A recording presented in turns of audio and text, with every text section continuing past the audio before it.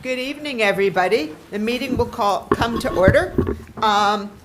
Happy St. Patrick's Day, and in advance of Friday, Eid Mubarak.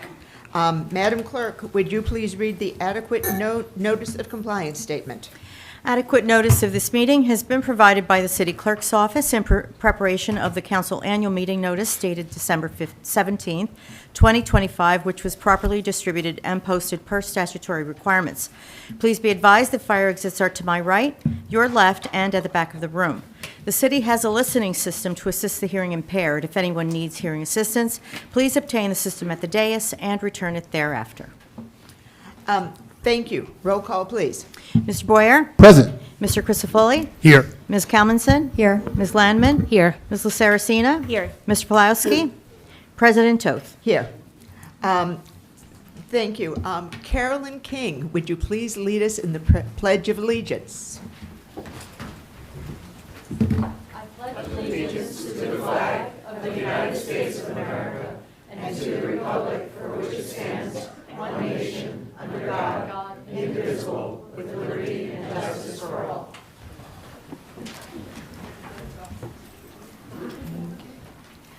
Madam Clerk, would you please read the notices regarding closed sessions and hearings and comments? A closed session meeting is authorized by state statute, was announced and held prior to the start of this meeting, and the known items for discussion were listed on the published closed session agenda.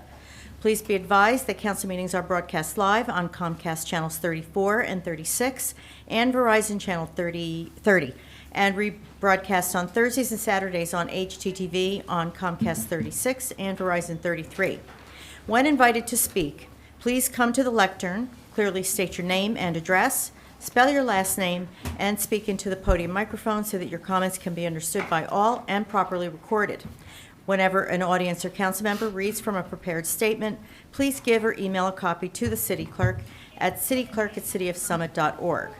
To help facilitate an orderly meeting and to permit all to be heard, please limit your comments to no more than 3 minutes in length. Unless you are using an electronic device to follow the meeting agenda or need it for professional emergency contact purposes, please turn it off. Thank you. Okay, and I'm going to expand a bit on the city clerk's note about hearings and comments. This will facilitate a smoother process, particularly for those watching remotely. If you're seated in the first 2 rows, please remain silent. Good luck. Anything you say will be picked up by the recording microphones and make it difficult to hear the official proceedings.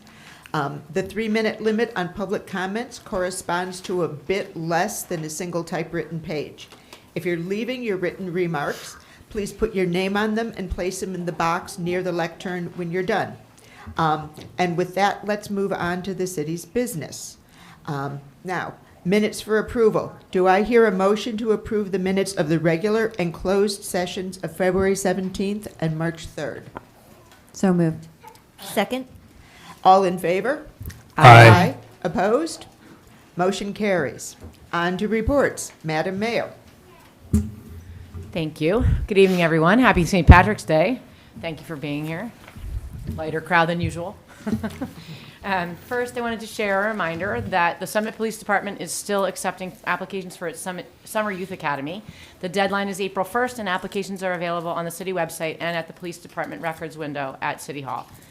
2 one-week sessions are held in late July every year, and the program is open to children entering grades 6, 7, 8, and 9 for the following school year, with a maximum age of 14 at the start of the program. Cadets undergo physical training and instruction in criminal investigation techniques, patrol practices, and much more during their week with the officers. These really are 2 of my favorite weeks. We hear the kids in the lobby the first day. We watch them evolve from meek, kind of floppy to buttoned up and really impressive young people. So really fun. More information is available at thecityofsummit.org/Youth Academy. Summit Police Department is hosting a cybercrime presentation next week on Wednesday, March 25th from 7 to 8 right here in Council Chamber. A representative from the FBI will lead the presentation on the latest cybercrime trends and how individuals can protect themselves. The event is free and open to the public. One more for the police department. As the weather starts to warm up with the start of spring, please remind your kids about e-bike and e-scooter safety. Can't say it enough. I think I've said it 1,000 times. Over the past couple of weeks, the police department has seen a lot of dangerous behavior, such as riders not wearing helmets and weaving in and out of traffic. And so if your kid has an e-bike or an e-scooter, please remind them of traffic safety rules and the importance of wearing a helmet. This keeps everyone on the road safe, including our drivers and our pedestrians. And as a reminder, no one under the age of 15 is permitted to ride an e-bike or e-scooter per New Jersey state law. And coming this summer, every e-bike rider will be required to have a license, registration, and insurance. We have all of the information on our website for you to review at cityofsummit.org/bike-safety. Tomorrow at 6 p.m., Superintendent Huff will present the 2026-2027 Board of Ed budget to the Board of School Estimate, and then the Board of Education meeting will follow at 6:30, during which the Board of Ed will discuss and vote on the proposed tentative budget. The public is welcome to attend to learn more. And last, I had the pleasure of attending the SEF Spring for Excellence event this past Saturday, and it was an amazing celebration of their 40th anniversary. So happy birthday, SEF, and congratulations on a successful event. Thank you. Thank you. And on to the city administrator's report. Administrator Baldwin. Thank you, Council President. Good evening, everyone. A few quick points of interest. A reminder about the New Jersey American Water lead service line replacement project. They have been door-to-door canvassing in Summit over the past couple of weeks to perform inventory assessments and scheduled inspections of water service line materials. This is expected to continue for several weeks. We have their canvassing map linked in the news feed on the homepage of our website, as well as additional project information and links to the water company's website where you can learn more about the project. Spring is right around the corner, and so is the city's annual Earth Day cleanup. This year's event will be held on Saturday, April 18th from 9 a.m. to 12 p.m., and it's a wonderful volunteer opportunity to help beautify our city, parks, and open spaces.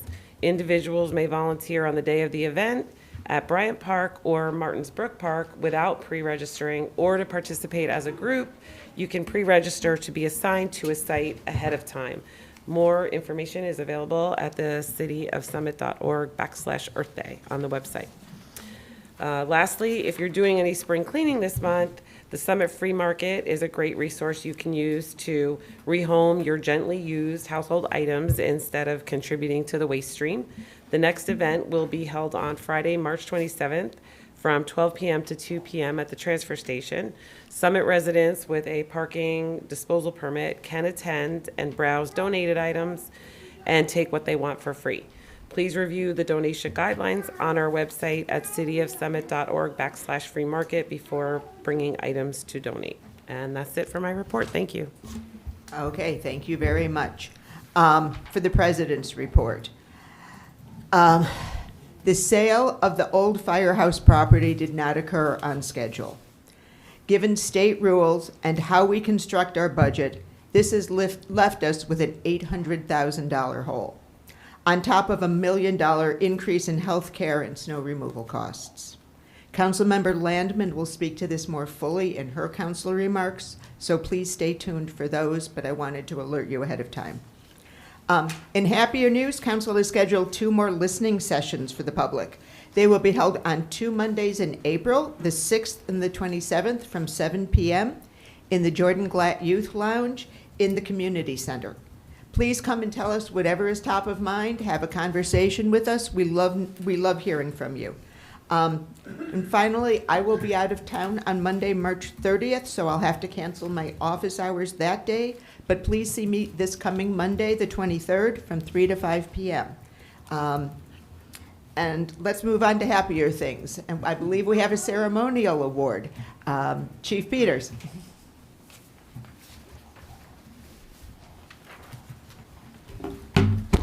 Thank you. Through you, Council President. Tonight, I'm here to present the 2025 Police Officer of the Year Award.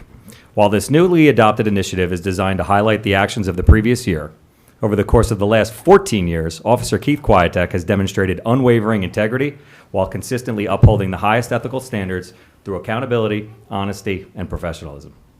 His performance has not only been exceptional, but sustained over time. Officer Kwiatek executes his duties with consistency, sharp attention to detail, sound judgment, routinely operating at a level of excellence that elevates the entire police department. Whether handling routine calls or high-pressure situations, he remains composed, decisive, and effective, ensuring that each task is completed thoroughly and in accordance with the highest standards of law enforcement. Through clear initiative, Officer Kwiatek consistently steps forward to take on challenging assignments and additional responsibilities without hesitation. He leads by example, setting the tone through his actions rather than words, and serves as a dependable resource and mentor to fellow officers. His proactive approach to policing, combined with his willingness to go above and beyond, directly contributes to safer outcomes and stronger team cohesion. Officer Kwiatek's commitment to service reflects a genuine care for both the community and his fellow officers. He fosters trust through, listen to that. The crowd can barely contain themselves.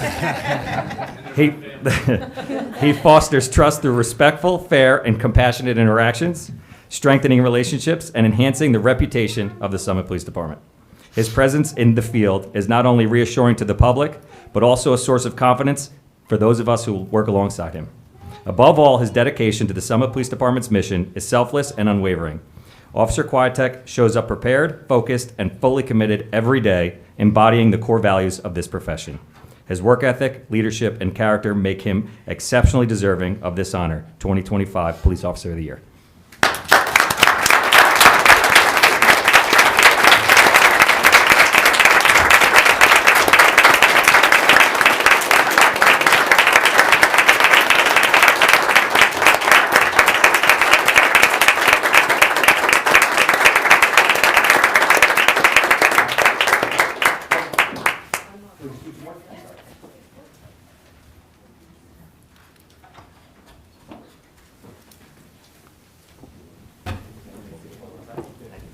Appreciate it. Thank you. Thank you very much.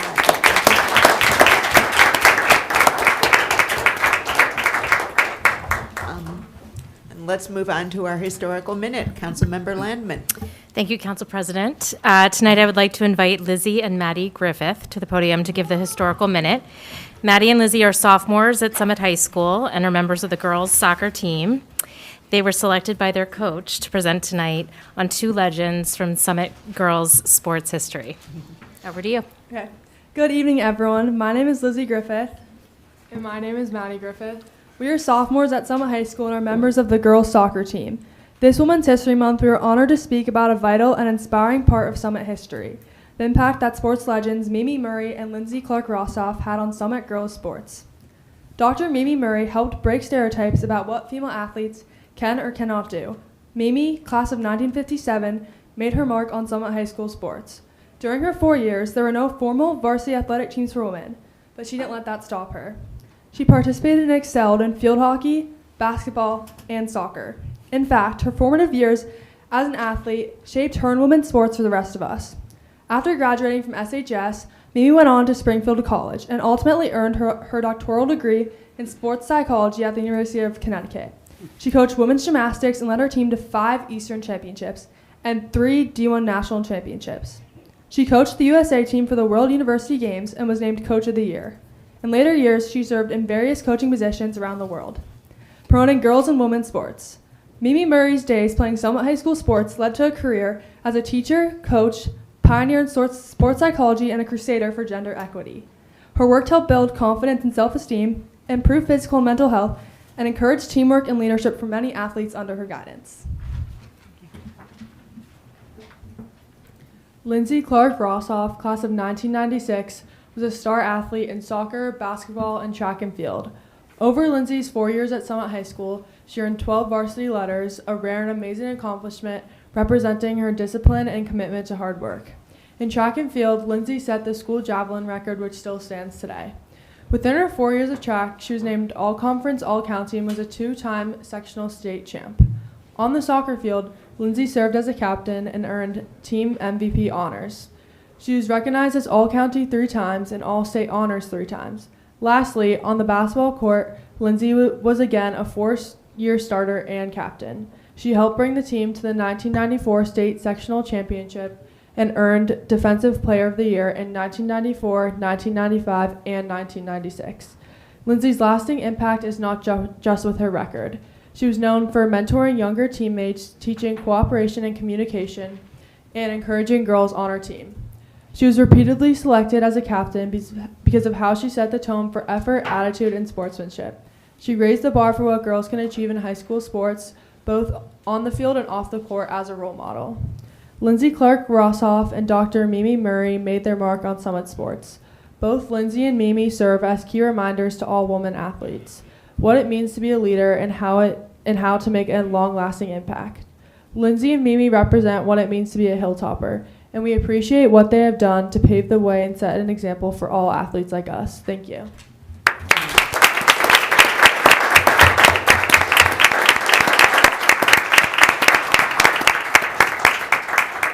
Terrific. And now we have one more presentation. This evening we have with us Carolyn King, who's the chair of the Historic Preservation Commission. And Ms. King is going to present the HPC's annual awards along with Mayor Fagan. So take it away, ladies.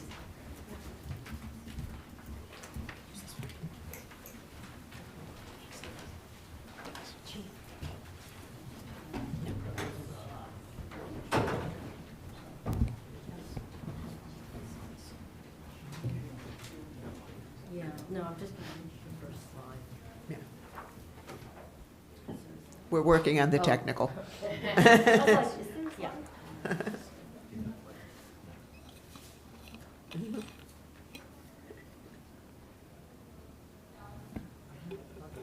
do it over there?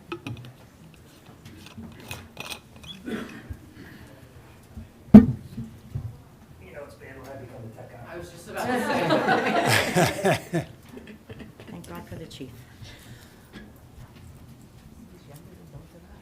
What's that?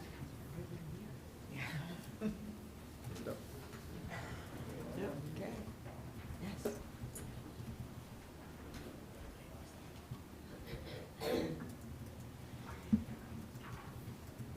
I think that's the best we're going to get for now. There's a full screen. Good? We're good? Okay. So these are the Historic Preservation Commission Awards. Excuse me, could you get the, yeah, Am I close enough? now you're close enough. These are the Historic Preservation Commission Awards for historic homes, and it's something that we look at every year to appreciate the character of Summit. And so on the slide, you can see that we'd like to identify and designate historic landmarks and historic districts in order to maintain and enhance the historic character of the city of Summit. And we want to foster civic pride in the history and architecture of the city. And we want to promote appreciation of historic landmarks and historic districts for the education, civic mindedness, pleasure, and welfare of the local population.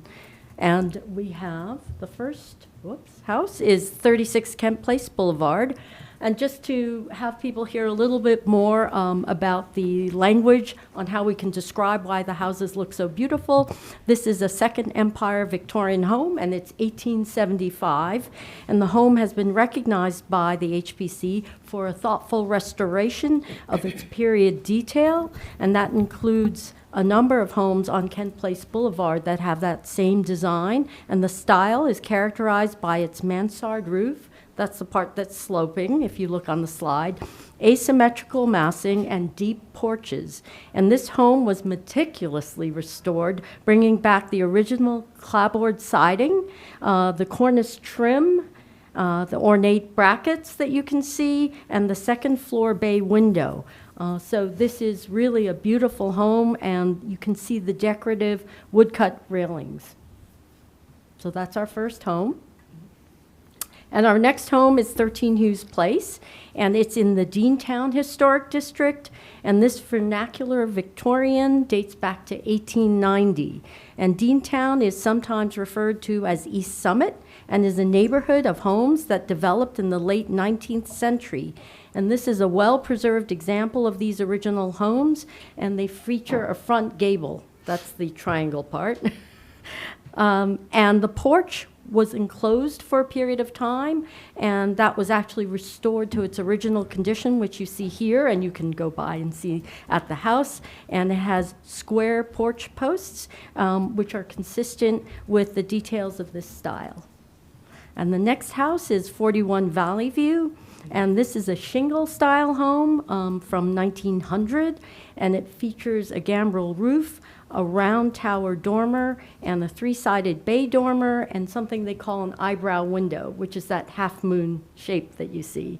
And it has a deep porch that extends across the main massing of the house with paired posts. And there's a sister home on 37 Valley View. And the renovations to this home have been sensitive to the historic scale, massing, and detailing. And we want to recognize this home for the stewardship. And next is 17 Ashland, and it's in the Summit Homeland Company Historic District, and this was developed in the early 20th century, and it's the area around Memorial Field, Brayton School, and the middle school. And this is called a craftsman bungalow, and these homes were common in the early garden suburbs, and there's only a handful of these in Summit, so it's special. And this home is characterized by its tapered brick porch columns and its gable porch roof with exposed rafters and supporting brackets. And these details are what makes these homes so beautiful. And the next one is 9 Robin Hood Road, and it is in the North Side Historic District, and that is known for its park-like setting, and it's designed in a variety of romantic styles. This is one of the earliest houses in the Ivanhoe Park subdivision of the North Side, and this home was designed with Norman, French, and Tudor influences and features a circular tower element, as you can see. And the historic details include rusticated clapboard siding, another eyebrow dormer, and the tower element. And 9 Robin Hood is being recognized for its ongoing stewardship of the home and the grounds. And our last is 47 Hillcrest, and this is a shingle-style family home, and it was built in 1890, and it was designed by a noted Summit architect, John Cady. There are a number of these homes in Summit, and he's credited with many of the homes built on the North Side District. And there are character-defining details here, something called a decorative frieze, dentile molding, which is what looks like little teeth all the way across, the cornice, elliptical windows, gambrel roof dormers, and flared shingles. And the decorative frieze features rope swag details on the front porch beams, around the side sunroom, and on the attic window heads. And this house was also awarded a stewardship award by the HPC in 2022 for its long-standing maintenance of the original historic nature of the home and property. And we'd just like to recognize these homes and why it makes Summit so beautiful. Thank you very much. You know, as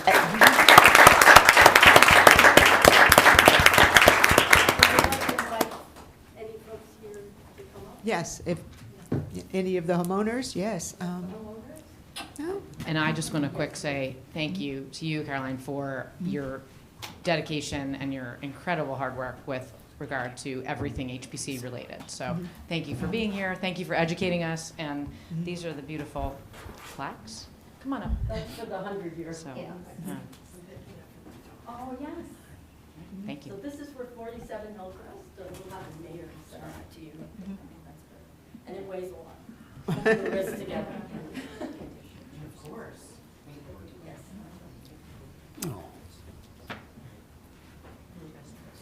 Let's go.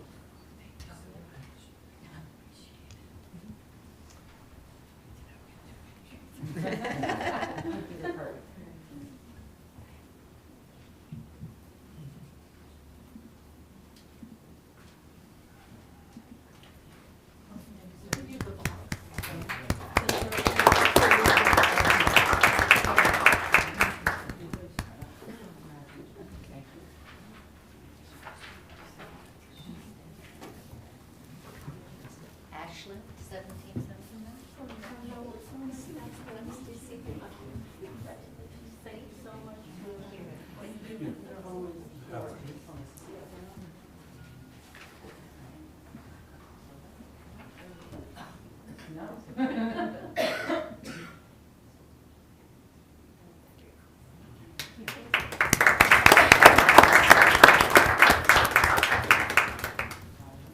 $36,000.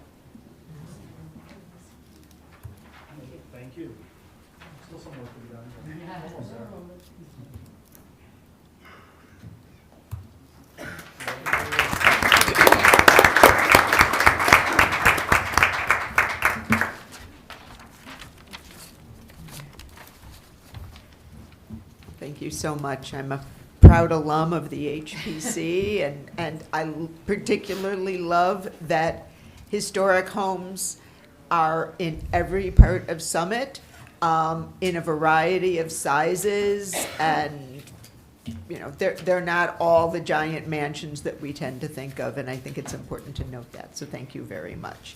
Now we can move on to the ordinances for hearing. So, Madam Clerk, would you please read the ordinance number 26-3374? An ordinance amending the code, Chapter 7, Traffic, Section 7-8, Parking, subsection 7-8.4, stopping or standing prohibited during certain hours on certain streets. Thank you. Yes, Councilmember Calmanson, please, over to you. Thank you, Council President. This is ordinance ID 26-3374, and it amends the code, Chapter 7, Traffic, Section 7-8, Parking, subsection 7-8.4, stopping or standing prohibited during certain hours on certain streets. Specifically, this ordinance will prohibit stopping and standing on Beekman Road between Oak Forest Lane and Oakley Avenue from 7 a.m. to 4 p.m. on school days. I move to open the hearing on this ordinance. Second. Thank you. Do we have any comments from the public on this ordinance? Do we have any comments from members of council on this ordinance? Okay, I'll declare this hearing closed. Madam Clerk, would you please read ordinance number 26-3375?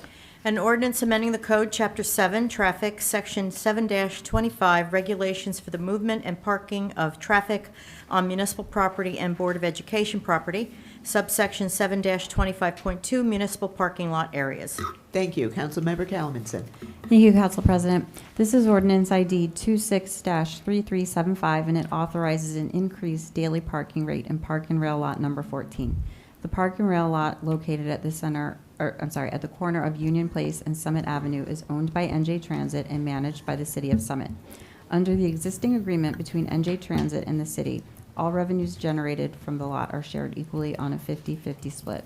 This lot is primarily utilized by non-resident commuters as no permit is required to park. It also offers 24-hour parking for up to 5 days. The current daily rate is $13 per day. On January 20th, 2026, NJ Transit agreed to an increase to $20 per day.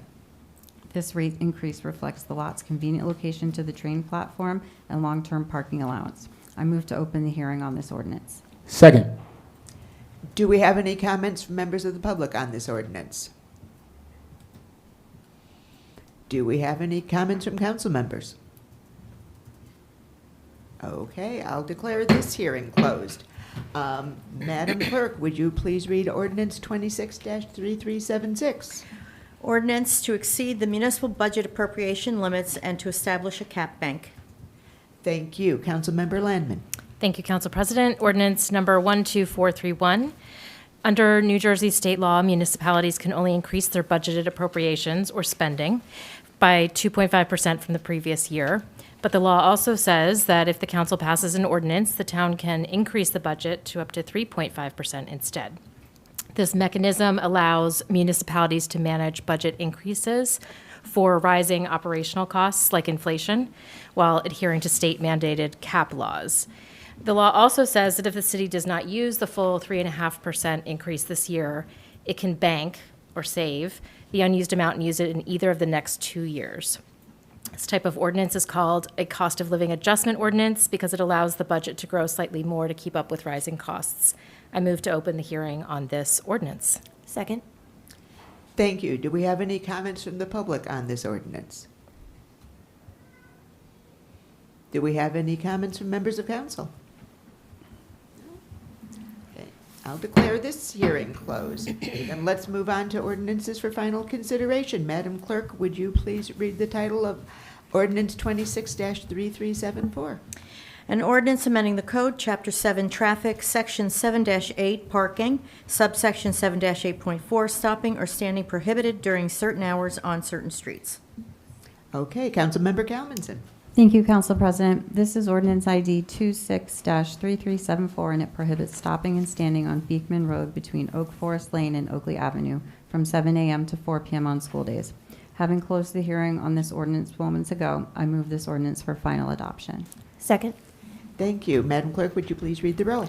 Mr. Boyer? Aye. Mr. Crisafulli? Yes. Ms. Commentson? Aye. Ms. Landman? Aye. Ms. Saracena? Aye. President Toth. Aye. The ordinance passes. Madam Clerk, would you please read the title of ordinance number 26-3375? An ordinance amending the code, Chapter 7 Traffic, Section 7-25 Regulations for the movement and parking of traffic on municipal property and Board of Education property, subsection 7-25.2 Municipal Parking Lot Areas. Thank you. Councilmember Calmanson. Thank you, Council President. This is ordinance ID 26-3375, and it authorizes an increase in the daily parking rate in Park and Rail Lot number 14.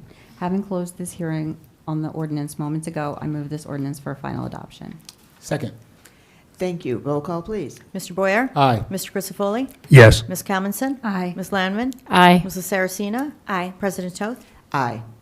Thank you. Madam Clerk, please read the title of ordinance number 26-3376. Ordinance to exceed the municipal budget appropriation limits and to establish a cap bank. Thank you. Councilmember Landman. Thank you, Council President. Ordinance number 263376, establishing a cap bank. Having just closed the hearing on this ordinance moments ago, I moved to adopt this ordinance. Second. Thank you. Roll call, please. Mr. Boyer? Aye. Mr. Crisafulli? Yes. Ms. Commentson? Aye. Ms. Landman? Aye. Mrs. Saracena? Aye. President Toth. Aye. We have no ordinances for introduction, so let's, yes, thank you. Thank you. Ordinances all pass. But we have no ordinances for introduction, so let us move to resolutions. Councilmember Landman. Thank you, Council President.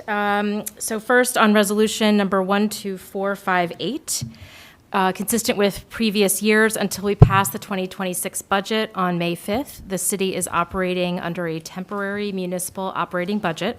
The city needs to spend now on some items like salaries for city staff and day-to-day operating expenses. The only way to authorize this needed spending is via this resolution. We're required to call it an emergency, but it is standard operating procedure. I move to adopt this resolution by roll call vote. Second. Thank you. Do we have any comments from members of the public? Do we have any comments from members of council? Madam Clerk, would you please call the roll? Mr. Boyer? Aye. Mr. Crisafulli? Yes. Ms. Commentson? Aye. Ms. Landman? Aye. Mrs. Saracena? Aye. President Toth. Aye. Councilmember Landman.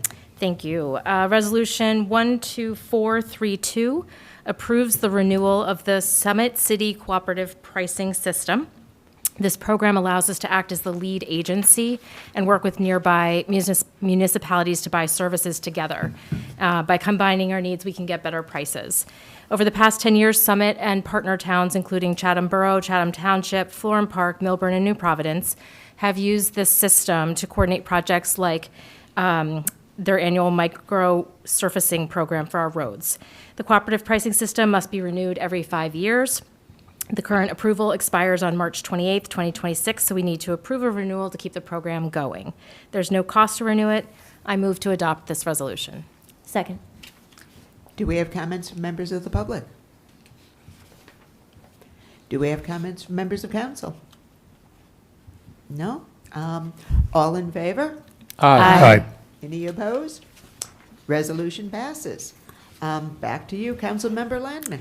Thank you, Council President. Resolution 12460 authorizes 2026 case management services for the unhoused in Summit in an amount not to exceed $113,615 for 2026. Residents, you may have heard the mayor's comments in January about Summit's unhoused population reaching functional zero. That means homelessness is rare, brief, and non-recurring. Doesn't mean we have zero homeless individuals in our city. Case management is still required to support the unhoused here in the city, and we anticipate needing this early intervention support year-round for the foreseeable future. Importantly, the funding for this case management service will be covered by the opioid fund. The opioid fund committee reviewed this request, and the mayor has informed me that the committee feels very strongly that this is an excellent use of the funds. I move to adopt this resolution. Second. Do we have any comments from members of the public?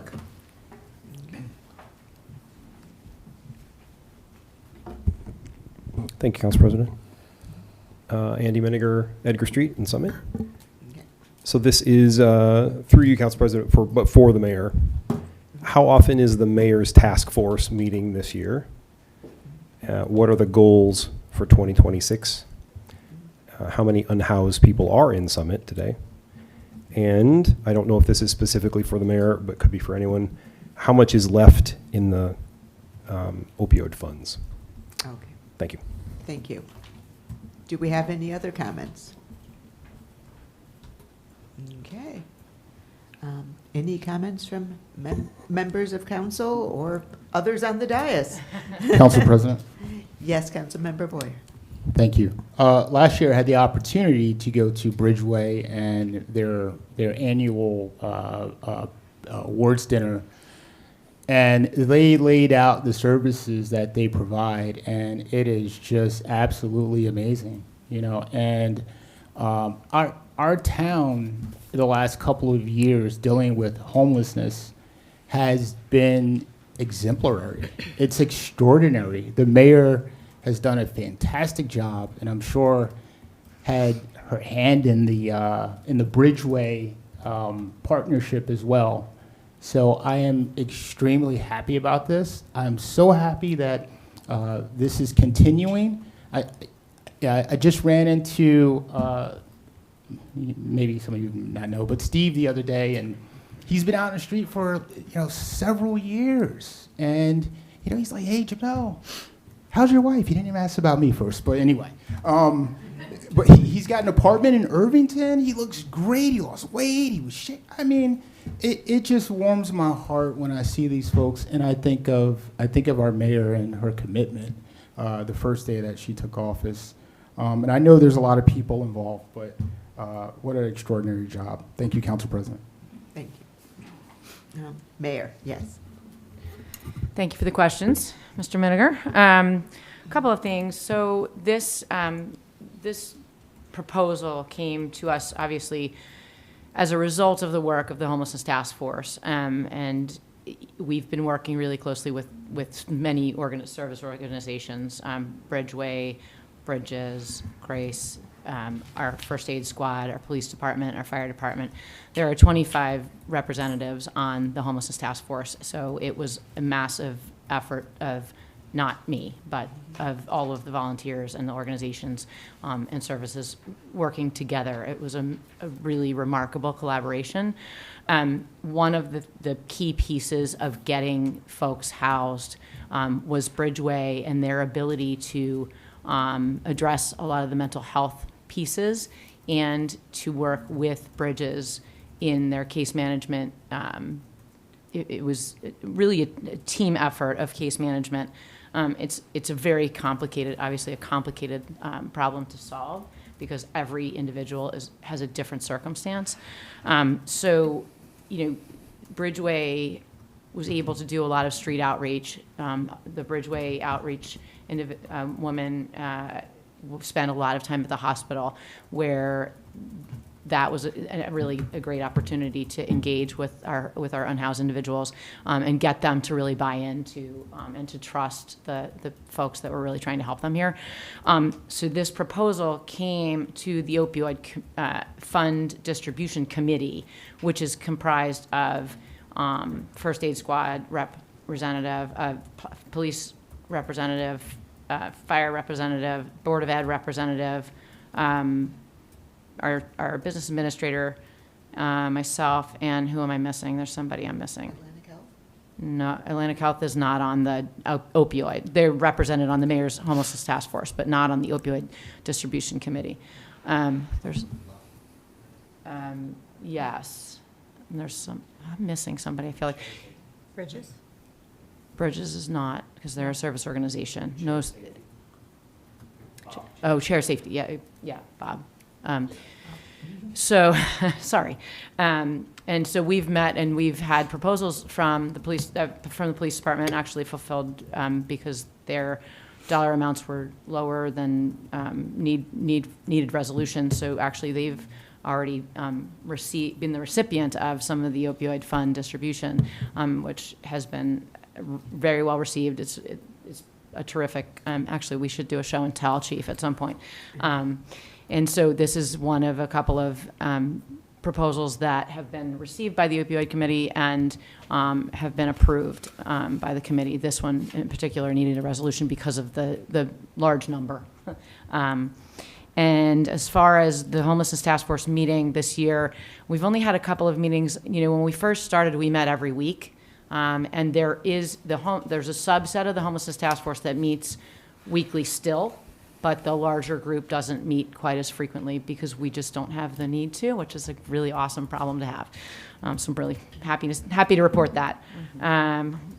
Dollar amount left in the opioid fund, I would have to defer to CFO Business Administrator Baldwin, and I don't know if she's prepared for that tonight.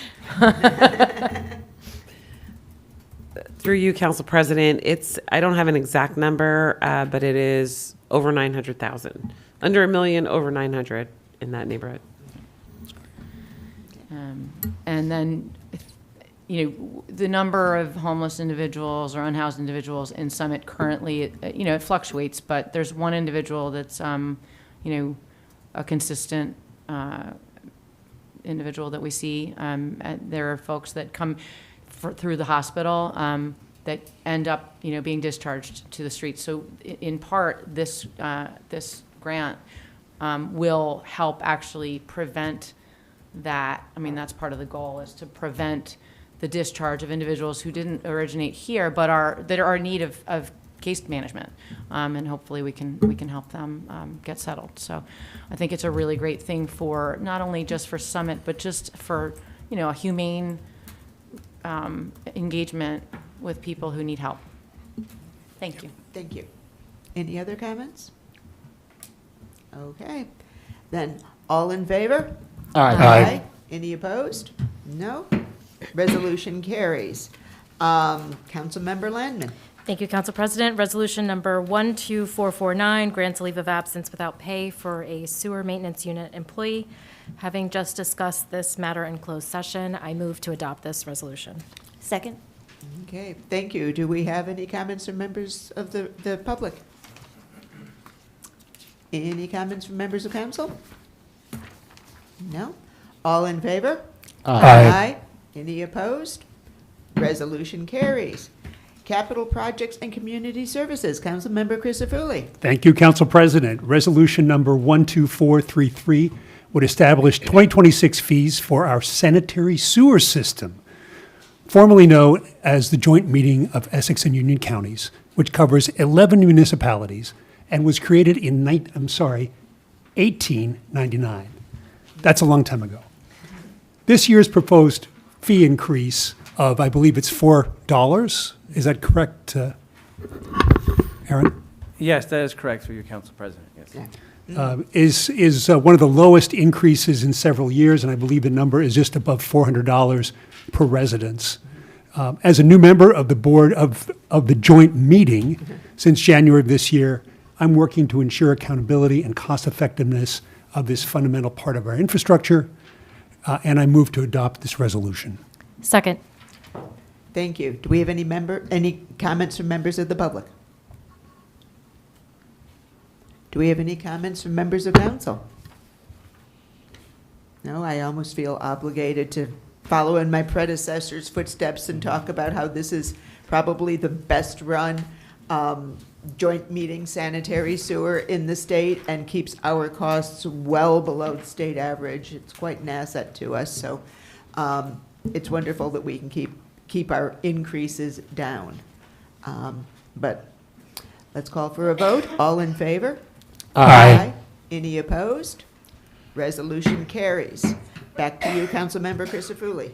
Thank you, Council President. Resolution number 12459 would authorize the placement of approved temporary art at City Hall in partnership with Summit Public Arts, one of Summit's volunteer organizations that helps make our town special.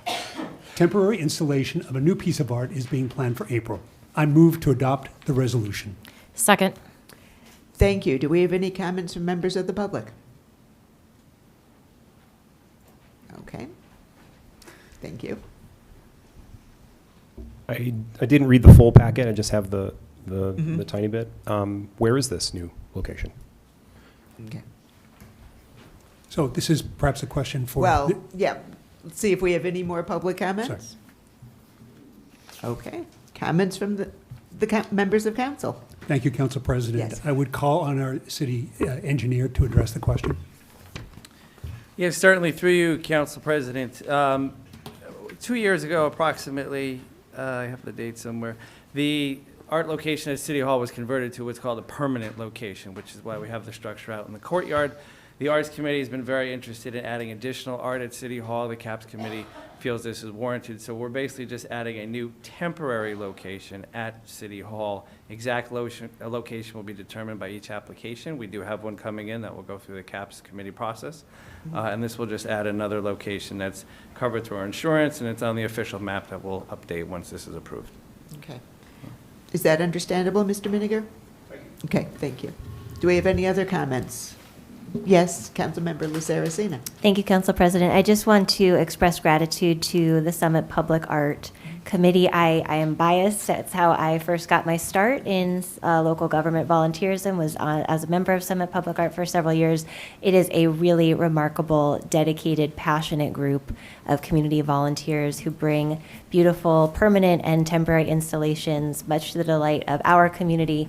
Summit has, as a result of their work, earned the reputation as a city of art in New Jersey. We are a destination for public art lovers, which is a really, really special thing, and it's all because of the volunteer work. Summit Public Art is privately funded, so it's through the work of the volunteers and the generosity of the donors. There is support provided by our community services and other city teams, but the lion's share of the work is done by this dedicated group of volunteers, so we thank them. Okay. Any other comments? All in favor? Aye. Any opposed? No. Back to you, Councilmember Crisafulli. Thank you, Council President. Resolution number 12464 would support an application for federal funding to mitigate flooding of the Passaic River through de-snagging, that's removing large trees and other items, as well as debris removal through a multi-town Passaic River Mayor's Flooding Coalition. By working with our neighboring communities, Summit hopes to attract scarce federal funding for flood mitigation in our primary watershed. Most of our town drains into the Passaic River. This application is part of Summit's broader initiatives to better address the rising challenge of stormwater management in the coming years. I move to adopt the resolution. Second. Do we have any comments from members of the public? Any comments from members of council? Council President? Yes, Councilmember Boyer. Just a real quick question to Engineer Schrager. Will this also involve the Saltbrook, removing debris, or just Passaic? Because I know because I'm off the committee, but I know we were talking to New Providence and different neighboring towns to help mitigate that as well. Yes, through you, Council President, and a special thanks to the Township of Berkeley Heights, who is spearheading this kind of pursuit. But Saltbrook is not listed specifically, but it's listed under major tributaries. So the Saltbrook does go through Summit, and then it goes through New Providence, where it connects to the Passaic River. Obviously, cleaning the river anywhere downstream is only going to benefit all the upstream communities. So even if the funding doesn't go fully up to Saltbrook, which we hope it does, it will benefit the watershed as a whole. So the intent is to include the Saltbrook and get as much money as we can. Thank you, Aaron. Yeah. Good, nice, thorough answer. Thank you. Any other? Yes, Mayor. I just want to say thank you to Director Schrager, because this did not happen. It was a decent amount of work for you, and it was on a short timeline. So it was well done, and we managed to get all of the things in by the deadline. So I just want to thank you. Yes, Thank you. hear, hear. That This is an important part of our stormwater management and climate resiliency efforts. Any further comments? Okay. All in favor? Aye. Opposed? Motion passes. Safety and Health, Councilmember Comments. Thank you, Council President. This is Resolution ID 12450 to accept a $5,500 donation from the Summit Elks to fund our Summit Police Officer Trading Card Program for the current year, 2026. The police officer trading cards are beloved by children and adults alike, and we thank the Summit Elks for their generosity in supporting this program. I move to adopt this resolution. Second. Thank you. Do we have any comments from members of the public? Any comments from members of council? Council President, when it comes to the Summit Elks and voting on any donations, if you're a member, is that, I guess that goes to our city solicitor. If you're a member of the Summit Elks, even if it's a donation that we're voting on, is it appropriate for us to vote, or is that a conflict? You could recuse yourself from the vote on the. But you don't. It's not necessary, though. I don't believe that it's necessary. It's just accepting Good. the donation. Just want to make sure. Okay. Any other comments from members of council? No? I was going to say, for years, I carried a photo of my son and Detective Thomas Rich with the complete set of cards from, must have been 21 years ago. You know what, I just realized it is Yeah. the 25th anniversary 25th. of the 21st anniversary? Oh, Okay. I thought it was 25. Okay. No, Stand corrected. No, I remember taking my son from CCD to the police department to get the card of the week. Okay, all in favor? Aye. Any opposed? Resolution passes. Councilmember Calmanson. Thank you, Council President. This is Resolution ID 12446, and it authorizes the donation of various firefighting equipment and furnishings. At the old firehouse, we have firefighting equipment, office furnishings, and fitness training equipment that is no longer needed by our department. It will be donated to the New Jersey State Police in Galloway, New Jersey, and Newark Firefighters Foundation in Newark. I move to adopt this resolution. Second. Any comments from members of the public? Comments from members of council? Council President, Yes. I just have one question for Chief Evers.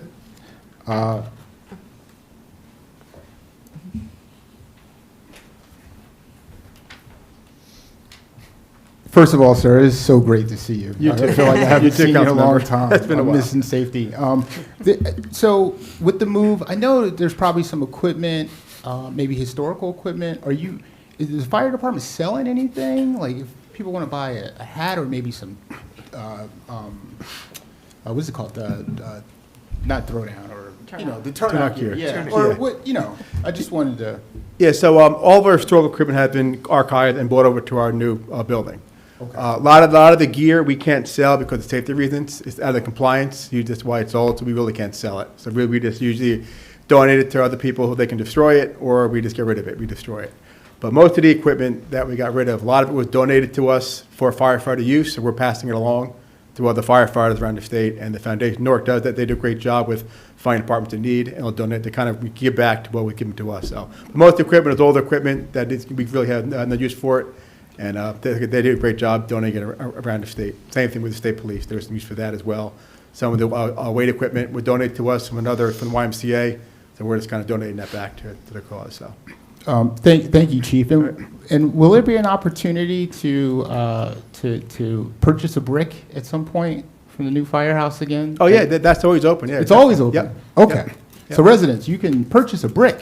Reach out to the fire Firehouse department, and and definitely, yep, there's always always- opportunities there. Yep. Always looking to financially help our fire department. Definitely So, so. Thank you, Chief. Great, thank I you. Appreciate it. it. Thank you. Any other comments from members of council? Excuse me. All in favor? Aye. Any opposed? Resolution passes. Back to you, Councilmember Calmanson. Thank you, Council President. This is Resolution ID 12372 to appoint a probationary firefighter as discussed in closed session. I move to adopt this resolution. Second. Do we have any comments from members of the public? Comments from members of council? Council President, Yes, Councilmember Boyd. Chief Evers, I am so sorry. I could have said stay up there. You know what? I need the exercise. Can you just give us an update how the impact of the new firefighters during the last year has impacted the fire department, the use of them? Basically, just give a quick rundown to our residents how their extra money is being spent in the Sure, fire definitely. department. Yep, yeah, so I know last year we got through council, we were able to put on a couple new firefighters. This is the tail end of that. But one of our big goals was to increase our exposure for houses that overcrowding on our code enforcement and things. So it was able to do a couple things. One was to put an extra body on that apparatus that usually has one firefighter on it. So our typical crews now are 7 firefighters per platoon. The one platoon has 8. Typically, we have one engine that runs with one firefighter. And multiple calls, about a little over 33% of our call volume are multiple calls, meaning our initial engines are out at a call, another call comes in, we have to send reduced staffing on an engine. Sometimes it's only one firefighter on the engine, which isn't ideal. That gives us the opportunity to have a second firefighter on that engine, improves firefighter safety, it improves safety of the public, it allows us to do our job a little more efficiently than having to one extra firefighter. On the code enforcement end of things, we're able to keep a firefighter in the bureau. Typically, we had one firefighter assigned to bureau on the line to help with overtime costs and things of that nature. So we have the ability to keep an extra firefighter in the bureau, which allows us to get out in the streets more, do code enforcement. Overcrowding is a big issue. It's become so that in the last probably 6 months, we had a lot of identifying a lot more overcrowding in towns and houses like that. So we're able to get in there more and find those houses and overcrowding situations and correct them. So we work with the zoning officer, Safe Homes as well, they get involved, so it's a great way to keep, citizens and the people who are in these houses safe, so. So the additional firefighters, really helps protect the town, It code definitely does, yeah. enforcement, and, especially with the concerns of the overcrowding and the makeshift walls that they have set up, causing a dangerous situation. They do, yeah. But thank you for that rundown. Appreciate Yep, it. yep. We're actually preparing a little report sometime end of the year with the effect of having that additional firefighter on the job, so we'll be preparing that by late fall. Perfect. Okay, Thank you, Chief. Appreciate it. Okay. Thank you. Any other comments from members of council? Okay. All in favor? Aye. Any opposed? Resolution carries. On to the consent agenda. Do I have a motion to approve the consent agenda? So moved. Second. Okay, do we have any comments from members of the public on the consent agenda? No? Okay.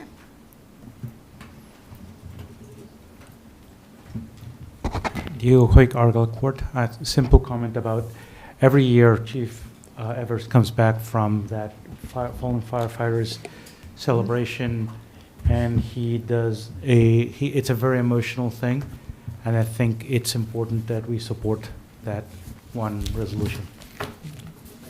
Thank you. Yeah, any other comments from the public? Comments from council?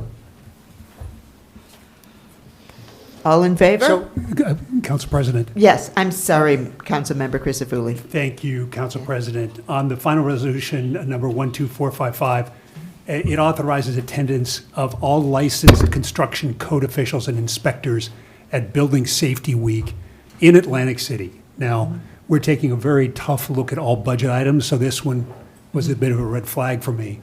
But particularly given the city's tight budget situation. And so I looked into the expense. The cost of this training is paid by permit fees and does not impact the city's budget directly. But the attendance at the conference helps to satisfy the official's mandatory 3-year relicensure continuing education requirement. So this is a must-have. This isn't a nice-to-have, but we're taking a close look at all these expenses. Thank you, Councilmember Crisafulli. Anything else? Okay. All in favor of the consent agenda? Aye. Any opposed? No, consent agenda passes. Let's move on to public comments. And as we begin public comment, we ask that the residents of Summit step forward to speak first. We value input from everyone, and certainly any member of the public is welcome to speak. We simply ask for your courtesy in allowing our local neighbors to lead the public discussion if they are prepared to speak first. And I am being reminded, yes, city staff, thank you for sticking it out. And you do not need to stay for this part. I can leave. Except So can Tammy, right. You don't know what we'll do behind your back.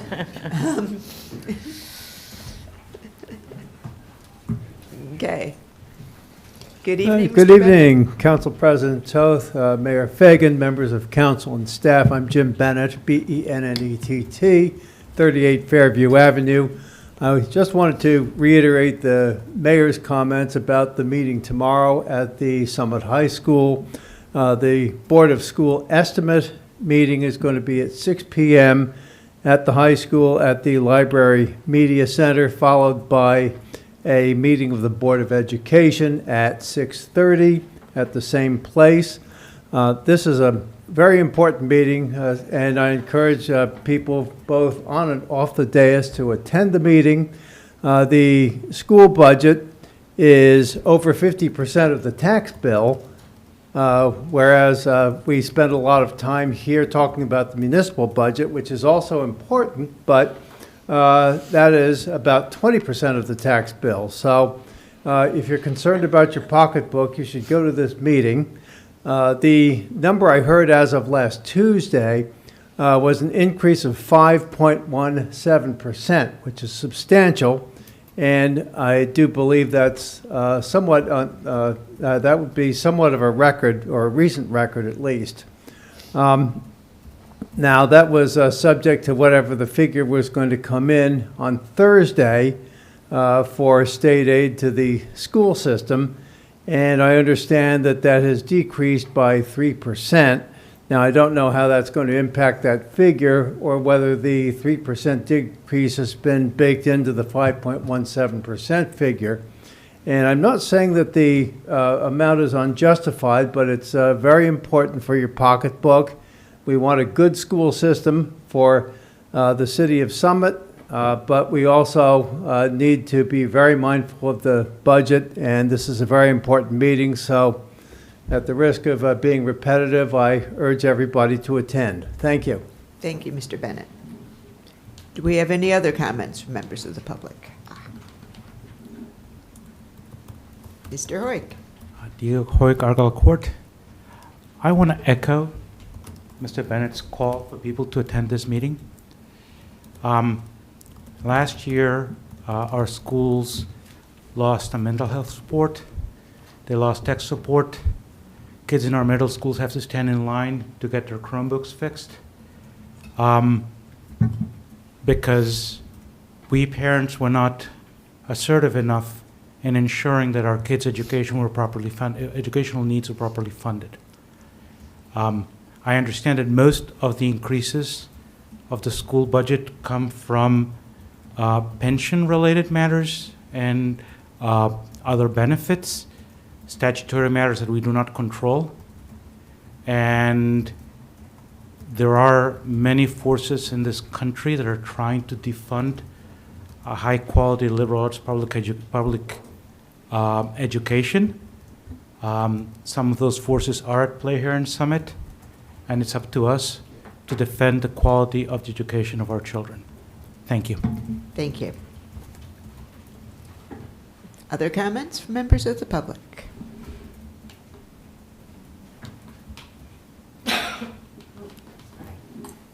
Hi, Carol Pantang, 234 Summit Avenue. I came to also speak to the meeting tomorrow about the school budget. So something that was very alarming and concerning to many parents was that last year the PSATs were cut from the school budget. What did this mean? This meant that the students that it was not town-sponsored, so then it could not be on a school weekday, and it had to be scheduled for a Saturday, and that people had to pay out of pocket and come to, on a Saturday when all of our kids are in sports, theater, all the extracurriculars, or just like catching up on time to do their homework.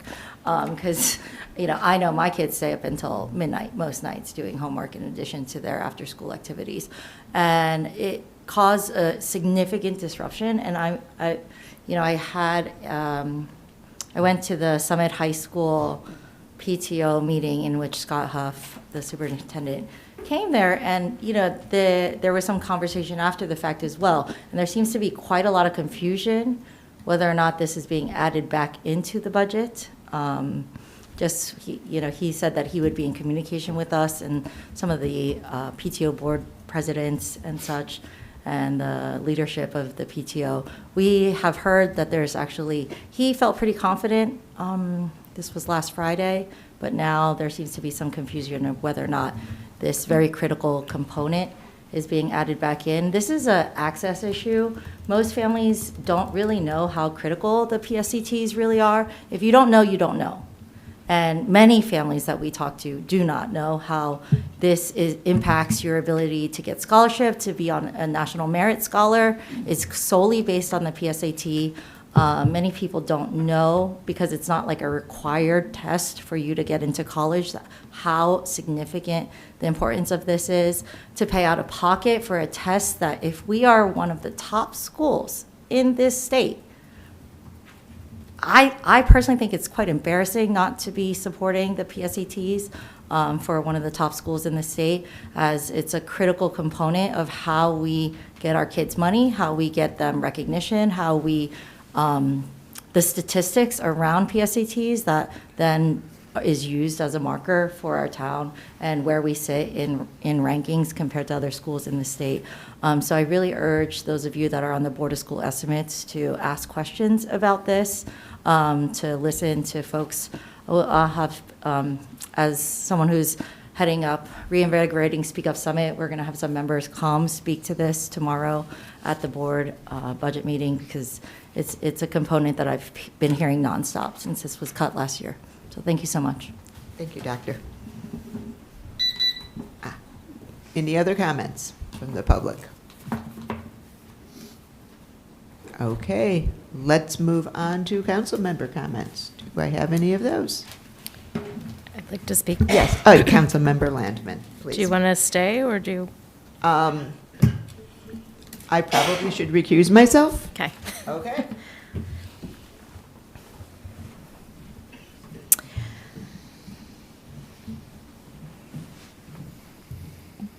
While we're waiting, I will echo the plug for the Board of School Estimate meeting tomorrow. Councilmember Saracena and I are members, as is the mayor. So we will look forward to seeing, hopefully, some of you tomorrow night. Okay, so Council President mentioned this earlier. We entered the budget season anticipating a pretty significant increase in cost of healthcare, but we also got hit with a pretty big bill for snow removal that we did not anticipate. The combination of those factors, combined with the cost of goods and services going up, as we all experience in our day-to-day, these factors have increased expenses for the city going into this year's budget. In addition, as the council president mentioned, we were surprised by a big loss in anticipated revenue because the sale of the old firehouse site has not closed. While discussions with the buyer are still ongoing, we cannot build that revenue into our budget for this year. Therefore, in order to submit a balanced budget, we have made some difficult choices. We have eliminated some jobs that are open. Nobody's in those jobs today. We've cut operating expenses as much as is possible and responsible. We're making some overdue adjustments to some fees and assessments. And if we are able to recover revenue, which we are hoping for, we can make adjustments later this year. Administrator Baldwin, who has been leading the budget process for us, will share the details at our next Common Council meeting on April 7th. I encourage anyone who is interested to attend. And I just would like to say, on behalf of council, I'd like to thank Administrator Baldwin and Director of Finance Kabliska in particular, as well as all of the department heads, for tremendous effort in adjusting the budget over the past couple of weeks it's been a very difficult process for us. So just want to say thank you. And that's it for my comment. Council President. She's coming. Pro temp, I think you got it.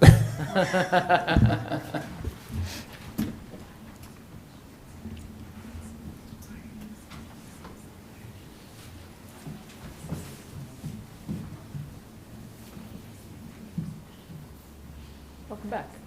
Thank you. Yes. Council President. I thought you were waiting to speak. Yes, Councilmember Boyer. First, I just want to say how much of a pleasure it is to work with everyone on council. Michelle, it's been a pleasure to work with Michelle the last 2 years. I think I finally understand Michelle, and right, and she may finally understand me, you know. So, Chantel, great rundown on the finance. Chantel's been doing a good job. She takes it personally, which is what I love. When anything comes up with finances, it's like, what's happening? No, I love to hear that. Right? That means like we have a responsible person at the helm of our financial matters, especially with Tammy and Jennifer. I'd like to thank the two young ladies for coming in for their historical minute. It was kind of like a personal thing for me. Lindsay Clark, I grew up with, and like Lindsay is, we had a bunch of good athletes. So at the time, from 92 to 96, I didn't really know how really good she really was until after high school. I'm like, wow, you were amazing. And she is such a, she is so not an arrogant person, so she doesn't even probably want me talking about her right now. But Lindsay was great, and I just have one example. To say that she was good in basketball is an understatement. After high school, her husband, myself, and another couple went out and we played a pickup game, right? And I mean, we were balling. I mean, Lindsay was hitting threes and everything. I mean, this was just like a random pickup game. And hey, we won that tournament. It was great. So Lindsay Clark, congratulations for Lindsay Clark Rossoff. Congratulations for being honored. Cybersecurity, please attend that. In our current state, this is what I do on a daily basis. It would blow your mind to see some of the stuff that I see on a daily basis.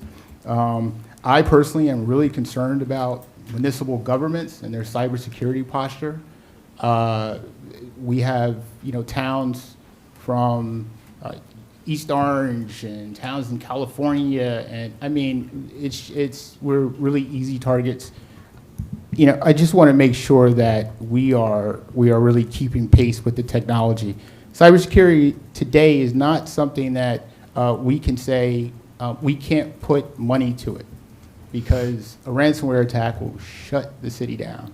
Average cost, $500,000, right? So we got to make sure that we're taking care of our infrastructure there. Earth Day, one of my favorite days. If you're interested and you're listening out there, I think that I'd like to get a bunch of people to do Glenside Avenue. There's a lot of debris over there, especially we have the sidewalks coming in at some point. Make it look nice. And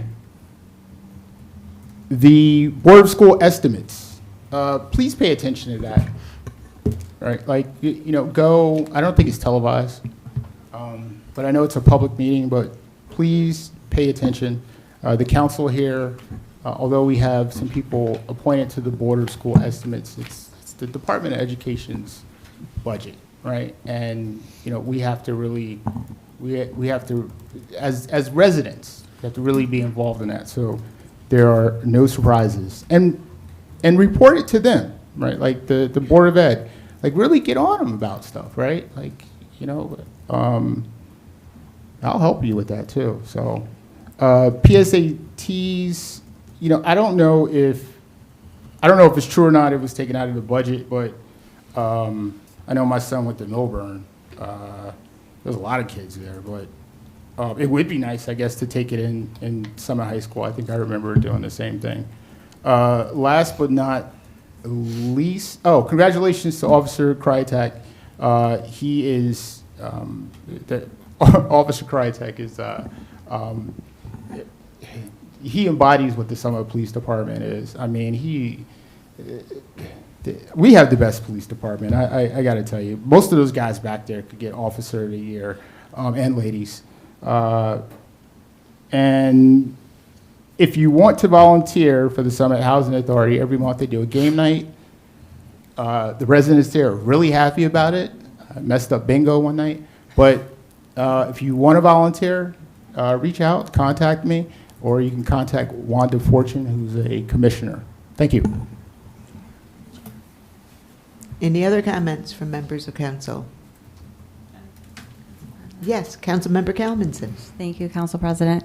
I know Councilman Boyer just said he wasn't sure about the PSATs being cut, and I do know that they were cut. A parent called me very alarmed last year when they realized they were cut, because they said now it was on a Saturday, and they said, you know, my child can't make this Saturday, and I'm able to take them to a neighboring town, but not everybody's going to be able to do that. So I do, just to clarify, I do know that that was cut. And also, I just wanted to thank Councilmember Landman, Councilmember Laceracina, City Administrator Baldwin, and Director of Finance Kapliska.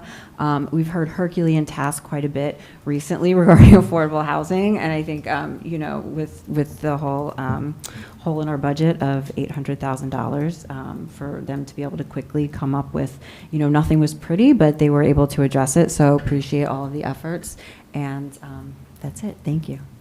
Okay. Yes, Councilmember Laceracina. Thank you, Council President. There are many reasons why Summit is wonderful, our beautiful green spaces, sports programs, generosity of spirit. But conventional wisdom is that there are three main reasons why people want to live in Summit and love living here. One is proximity to New York City. Summit's own Assemblyman Andrew McCurdy serves on the State Transportation Committee. He's introduced legislation to improve the efficiency and integrated capital planning of our state transit agencies. Assemblyman McCurdy is hosting a transit policy forum at the Summit Community Center on Wednesday, March 25th from 6:30 to 8 p.m. He'll be moderating a discussion, so anyone interested in transit-related issues, encourage you to attend. Second, in addition to proximity to New York, is our wonderful downtown. We need to continue making smart investments in our downtown shops. Shopping local and leaving positive online reviews for our favorite local spots are great ways that we can support our local businesses. And third is our schools. So pardon me repeating some comments that have already been made, but here too, we need to continue to make smart investments in the excellence of our public schools. To echo, there will be an important meeting tomorrow evening. If you're able to attend, please do so, 6 and 6:30 p.m. at the Summit High School Media Center. There is great information available on the Summit Public Schools Budget Development webpage, so please go take a look. There's great presentations and overviews of the draft budget that has been presented to the Board of Ed. In brief, and I'm sorry, I didn't put myself on the timer. I promise I'll be good. In brief, the administration faced some really serious headwinds in developing this draft budget. There was approximately a 19% increase in healthcare costs, 19% year over year, as well as an anticipated decrease in state aid, which I'll come back to in a moment, as well as rising energy costs and across-the-board costs that we are all experiencing, from the grocery store to the gas station and elsewhere. On the state aid, the draft budget reflects an estimated 5% year-over-year decrease in state aid. The reality was a bit better. It's only a 3% decrease year over year, so it is still a decrease, but not as much as had been built into the budget. So that's conservative best practice planning on behalf of the administration. So we'll learn tomorrow what, if anything, has changed as a result of that somewhat better picture with respect to state aid.